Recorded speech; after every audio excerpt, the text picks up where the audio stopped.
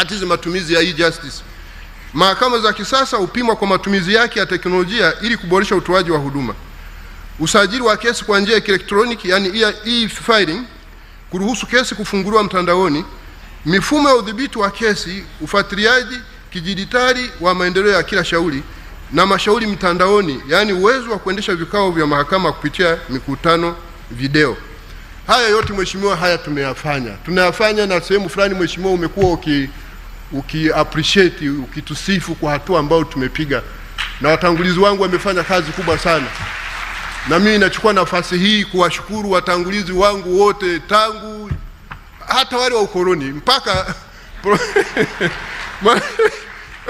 tangu mwaka 1920 mpaka Juni 2025 pale Mheshimiwa Profesa Juma Ibrahim alikuwa anamalizia. Wameweka msingi mkubwa kila moja kwa wakati wake. Kwa hiyo nawashukuru sana, wamefanya kazi kubwa kila moja kwa kipindi chake.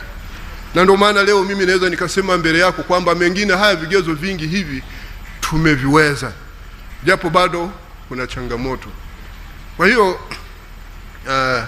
sasa kuna maeneo Mheshimiwa Rais anahitaji maboresho ili kuimarisha uhuru wa mahakama na kufikia ile mahakama yenye hadhi ambayo ndio nia yako kubwa.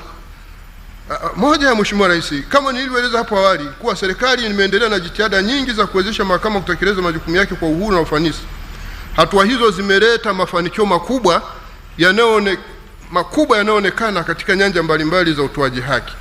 Hata hivyo, kwa kuzingatia maelekezo yake ya tarehe 15 Juni 2025 ulionipa wakati wa kuniapisha kwa jaji mkuu ya kuhakikisha mahakama ya Tanzania inakuwa muhimili wenye hadhi duniani, bado zipo changamoto kadhaa zinazohitaji kushughulikiwa ili maelekezo na maono yako ya kuendelea kuwa na mahakama huru na yenye hadhi duniani yaweze kufikiwa. Mheshimiwa Rais, licha ya kwamba tumepiga hatua kubwa katika baadhi ya sifa au vigezo vilivyoainishwa hapo juu na taasisi za kimataifa na kikanda kuhusu viashiria vya kiutendaji na ubora wa mfumo wa mahakama huru kikatiba, kisheria, kisera na kiutendaji, bado tunakabiliwa na changamoto katika baadhi ya vigezo, hasa katika kigezo cha 7 na cha 8 vinavyohusu upatikanaji wa rasilimali fedha za kutosha, yani adequate availability of financial resources, na maslahi na stahiki za kutosha zinazolindwa kisheria, yani adequate and secure emoluments. Mheshimiwa Rais, kwa heshima tunashauri kuongeza bajeti ya mahakama pamoja na kuboresha maslahi ya watumishi wa mahakama kwa ujumla, ikiwemo kuimarisha huduma za bima ya afya ili ziendane na mahitaji maalum yanayotokana na asili na mazingira ya kazi wanayoifanya. Kuongezeka kwa bajeti ya mahakama kutaiwezesha kuendelea kufanya maboresho ya kiutendaji, kusogeza huduma za haki karibu zaidi na wananchi na kuwajengea uwezo wa watumishi wake ili kuongeza ufanisi, uwajibikaji na ubora wa utoaji haki nchini. Aidha, kuongezeka kwa maslahi ya watumishi kutaimarisha uhuru wa mahakama ambao unaweza kuingiliwa kuwa compromised pale watumishi wa mahakama wanapokuwa na hali duni sana ya kimaslahi. Kazi ya jaji au hakimu ni kazi inayohitaji kujitenga kwa namna fulani ili kuepusha mwingiliano wa kimaslahi katika mambo mbalimbali, zikiwemo shughuli za kiuchumi za kujipatia kipato binafsi. Pia kazi ya utoaji haki inamhitaji jaji au hakimu kutumia muda mwingi ofisini na majumbani kuandika hukumu. Uwepo wa jaji au hakimu ofisini muda wa baada ya saa ya kazi unagusa pia watumishi wa kada nyingine.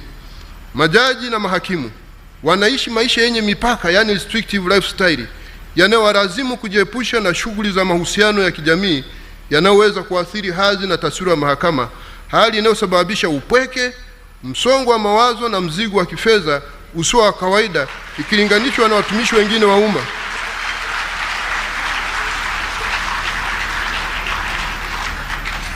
Kazi inayohitaji kujitoa zaidi kwa watumishi wote wa mahakama ili kutekeleza jukumu hili kubwa la utoaji haki, jukumu ambalo kimsingi ni la Mwenyezi Mungu.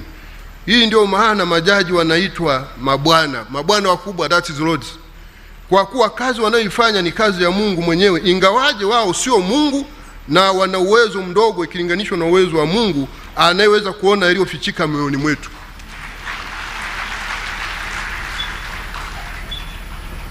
Mheshimiwa Rais, uzoefu wangu kwa hawa wanaojiita malords huko kama Uingereza na nini, waga naona wanajitosheleza kimamlaka na kiuchumi. Sisi hapa mahakamani kwenye lugha yetu, wakija watu mbele yangu wananiita my lord, Lord Chief Justice. Sasa sijui mifuko yake huyo Lord Chief Justice na yenyewe ikoje?